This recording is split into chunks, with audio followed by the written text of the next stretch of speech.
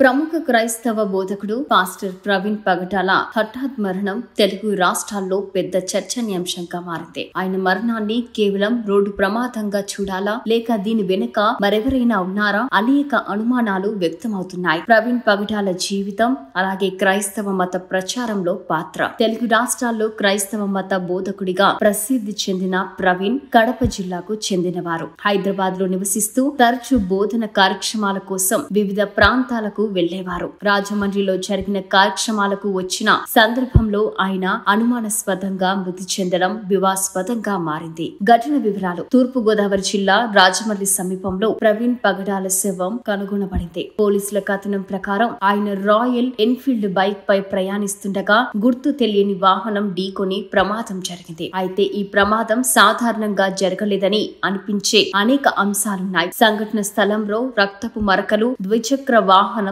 దూరంగా పడిపోవడం, ఆయనకు తలపై తీవ్రమైన గాయాలు కావడం అనుమానాలకు తావితీస్తుంది.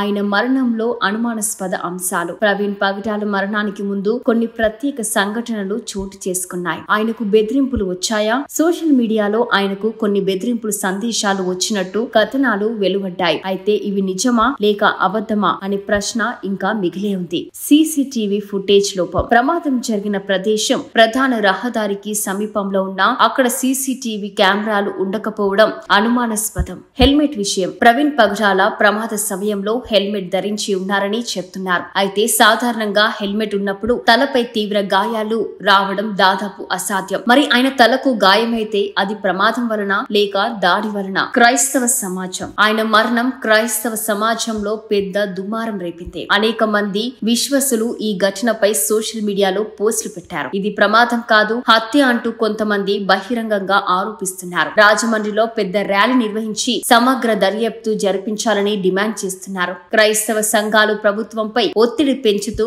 ప్రవీణ్ పగటాల మరణం వెనుక కుట్ర ఉందా అనే ప్రశ్నలను లేవనెత్తుతున్నాయి. పోలీసుల విచారణ: తూర్పు గోదావరి జిల్లా పోలీసులు కేసును విచారణ చేస్తున్నారు. సమీపంలోని టోల్ ప్లాజా సీసీటీవీ ఫుటేజ్ పరిశీలించడం, ఆయన మొబైల్ కాల్ రికార్డ్స్, మెసేజ్ పరిశీలించడం, ఇటీవల ఆయనకు ఎవరెవరు బెదిరింపులు ఇచ్చారు అనే కోణంలో విచారణ చేపట్టనున్నారు. పోలీసులు ప్రాథమికంగా ఈ కేసును ప్రమాదంగా ప్రకటించిన దీని మీద అనేక అనుమానాలు ఉన్నాయి కాబట్టి మరో కోణంలో కూడా పరిశీలిస్తున్నారు. అనుమానాలు ఇంకా వెంటాడుతున్నాయి. ప్రవీణ్ పగటాల మరణం ఒక సాధారణ రోడ్డు ప్రమాదమా లేక ఆయనను ముందే లక్ష్యంగా చేసుకుని పథకం ప్రకారం హత్య చేశారా అనే అనుమానాలు వెంటాడుతున్నాయి. ఈ కేసుపై ఇంకా అనేక ప్రశ్నలు లేవనెత్తుతున్నాయి. ప్రమాదానికి ముందు ఆయనను ఎవరైనా ఫాలో అవుతున్నారా? ఆయన మరణానికి ముందు ఎవరితో మాట్లాడారు? ఆయన క్రైస్తవ మత ప్రచారం కారణంగా శత్రువులను సంపాదించుకున్నారా? పోలీసులు నిజంగా న్యాయం చేస్తారా లేక కేసును కొట్టిపారేస్తారా? ప్రవీణ్ పగటాల మృతదేహాన్ని స్వాధీనం చేసుకున్న పోలీసులు పోస్ట్ మార్టం కోసం తరలించారు. ఈ ఘటనపై ఇంకా అధికారిక ప్రకటన వెలువడలేదు. పోస్ట్ మార్టం నివేదిక ఆధారంగా మరింత స్పష్టత వచ్చే అవకాశం ఉంది. ఇప్పటి వరకు ఇది ప్రమాదమా హత్య అని అనుమానం కొనసాగుతుంది.